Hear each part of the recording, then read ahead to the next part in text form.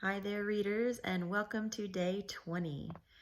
Today we are reading in Matthew, and we are reading the first half of chapter 14, verses 1 through 21. So let's dig right into what the word has to say. So in the very first part of chapter 14, we actually have a bit of a downer, and that is that John the Baptist is killed by Herod. Now keep in mind that we're going to see the name Herod several times, but that's because they use that name as kind of like a family name. So you have like Herod the Great, Herod Agrippa, Herod Antipas. So there's different names to go with Herod. So this is not the same Herod we know of when Jesus was born, because remember, he actually dies shortly after Jesus is born. And so this one, this Herod is like the fourth Herod that we see on the scene. And he is upset, but more than him, his wife, Herodias, is upset with John the Baptist. John the Baptist calls out their sin because Herod basically put away his first wife and took his brother Philip's wife, Herodias, as his new wife.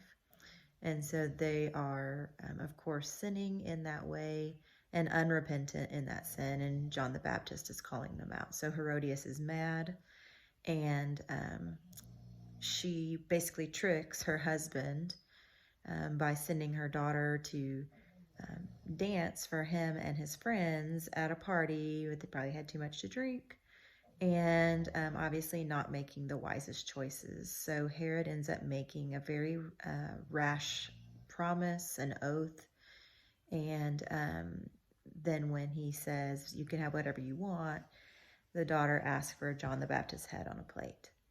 So obviously a very serious matter here, where Herod could have said, well, obviously I'm not going to do that. That's wrong. But his pride got in the way, and he followed through with what he said.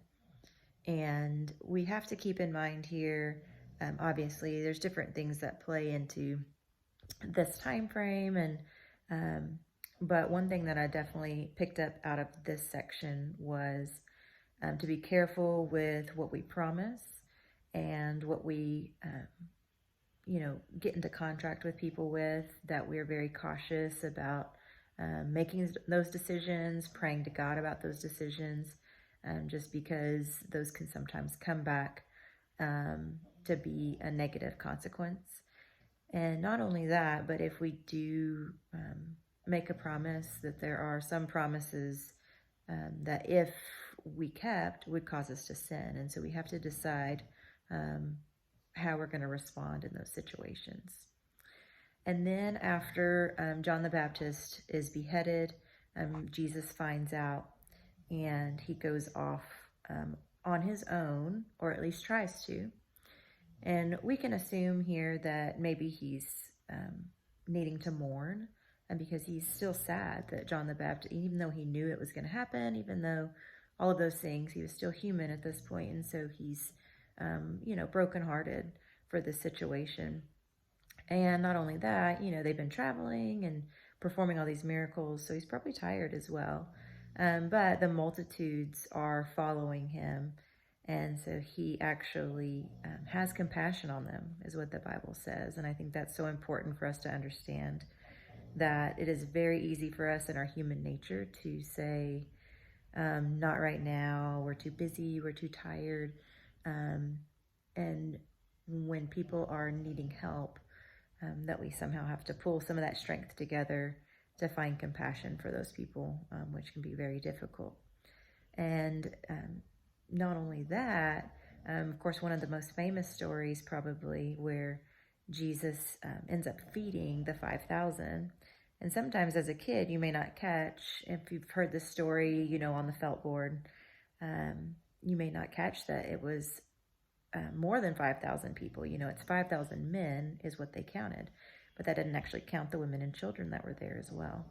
So the number was much greater than 5,000 that he fed with just the 2 fishes and 5 loaves of bread. And this was We find out in another gospel, of course, that this is basically the lunch of a kid. And what I love here is that God again provides for the needs of his people, not only for his disciples as they travel. He is now providing for this multitude that he has had compassion on. And of course, one of the greatest parts is the verse that says, they ate and were satisfied. So, when you're super hungry and you just try, all you can do is grab a quick snack. But then an hour later, you're like, I'm still so hungry. This is where Jesus says, I'm not only going to get you a little snack, I'm going to make sure that you're fully satisfied when you eat. And there are 12 basketfuls left over, which we have to assume is a sign to the disciples that says, have faith in me, because they're questioning where all this food's going to come from. They think the people should just go to the marketplace and feed themselves. And Jesus said, no, watch this. And they're still, of course, learning about how great their master is. They have not quite grasped all that, because they're living in it. And, we're getting to read about it post-resurrection. And so our faith looks a little different than the disciples. And so I really just think that's one of the greatest parts of this story, is that Jesus not only provides, but he gives in abundance to meet our needs.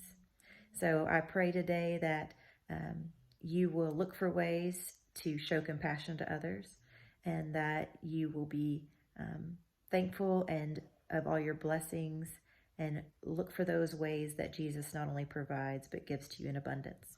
Hope y'all have a great day. Bye.